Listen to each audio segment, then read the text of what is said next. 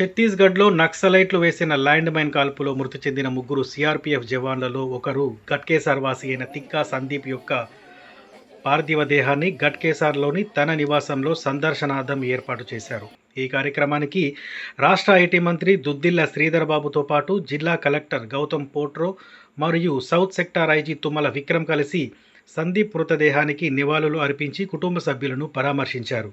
అనంతరం శ్రీధర్ బాబు మాట్లాడుతూ రాష్ట్ర వ్యాప్తంగా ఉన్న పోలీస్ జవాన్లు వారి కుటుంబాలను, కుటుంబ సభ్యులను, బంధుమిత్రులను వదిలి ఉద్యోగరీత్యా విధులలో భాగంగా ఉద్యోగం చేస్తారని, నక్సల్స్ ఇలా మందుపాత్ర పెట్టి గ్రేహౌండ్స్ పోలీస్ జవాన్లను చంపడంపై ఖండిస్తున్నానని ఆయన అన్నారు.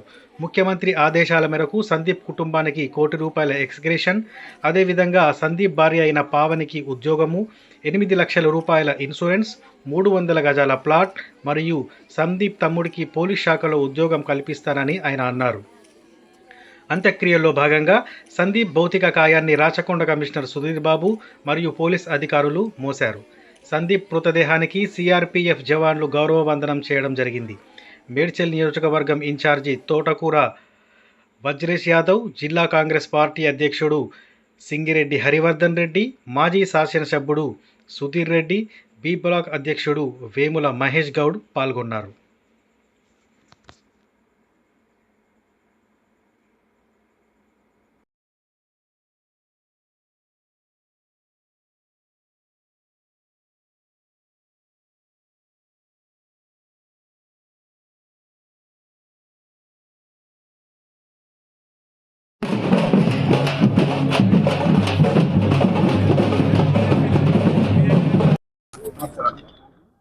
వృత్తి ధర్మం భాగంలో జూనియర్ కమాండో సందీప్ మనం కోల్పోవటం జరిగింది. వారి సహచరులను కాపాడాలనే ప్రయత్నంలో వారిపైన ఫైరింగ్ జరగటం, ఆ ఫైరింగ్ లో వారి ప్రాణాలు కోల్పోవటం జరిగిందనే మాట తెలియజేయంగానే మరి పోలీసుతో పాటు యావత్ మన రాష్ట్ర ప్రజానికం అంతా కూడా దిగ్భ్రాంతి చెందడం, గౌరవ ముఖ్యమంత్రి రేవంత్ రెడ్డి గారు వెంటనే విషయం కూడా తెలుసుకొని ఆ కుటుంబానికి అండగా మేమున్నాము అని వారందరితో కూడా మాట్లాడటం. ఈరోజు వారి మృతదేహం ఇక్కడ రాగానే మా కమిషనర్ గారు, కలెక్టర్ గారు, అదేవిధంగా మా మిత్రులం అందరం కూడా కలిసి ఇక్కడికి రావటం, ఆ కుటుంబాన్ని ఈ రాష్ట్ర ప్రభుత్వం తరఫున ఆదుకుంటాం. అదేవిధంగా మృతుడైన సందీప్ ఆత్మకు శాంతి చేకూరాలని అతి చిన్న వయసులోనే ప్రాణాలు కోల్పోయి మరి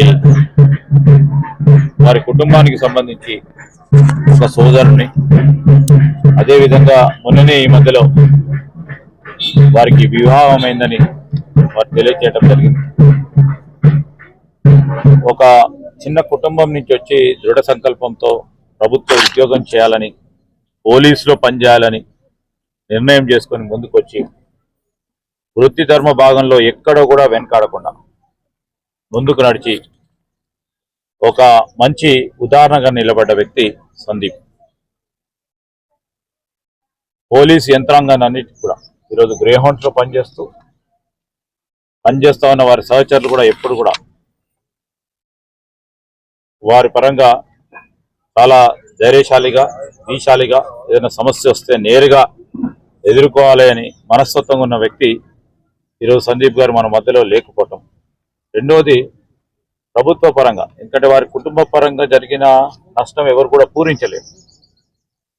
కానీ మాకు మా ప్రభుత్వ పరంగా ముఖ్యమంత్రి గారు కూడా స్పష్టంగా ఈరోజు మరి స్పెషల్ ఎక్స్గ్రేషియా కింద ఆ కుటుంబానికి సంబంధించి ₹1 కోటి, అదేవిధంగా భద్రత కింద ₹8 లక్షల